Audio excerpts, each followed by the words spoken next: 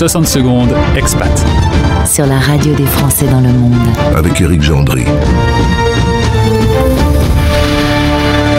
Bonjour à tous. L'intelligence artificielle, quand ça marche, c'est grâce à nous, mais quand ça ne marche pas, c'est de sa faute. Eh bien, c'est un petit peu ce que l'on retiendra de l'histoire que nous allons vous raconter au mépris de toute notion de journalisme. On va commencer par l'introduction et on va finir avec la conclusion, comme à l'école.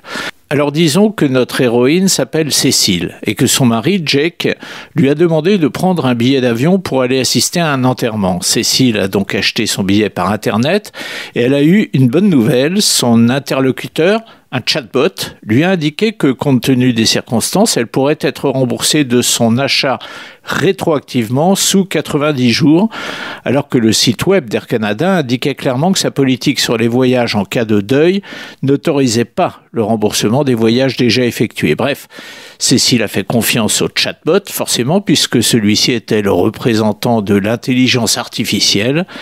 Mais Cécile a eu tort, car le chatbot lui a dit une bêtise. Et la compagnie lui a refusé le remboursement. S'estimant flouée, elle a porté plainte contre Air Canada et elle a gagné. Bien que Air Canada se soit défendu en faisant valoir que le chatbot était une entité juridique distincte et qu'il devait donc être tenu pour seul responsable de ses propres actes, le tribunal a donné raison à la plaignante et a condamné la compagnie à rembourser le billet. Le chatbot, a expliqué le tribunal, est un membre actif de l'entreprise et à ce titre, eh bien, il est partie prenante dans l'information divulguée par celle-ci sur son site web.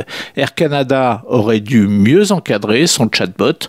Morale de l'histoire, l'intelligence artificielle est donc intelligente, on est d'accord, elle est artificielle, on est d'accord, mais elle n'est pas toujours bien documentée, on est d'accord Cécile ?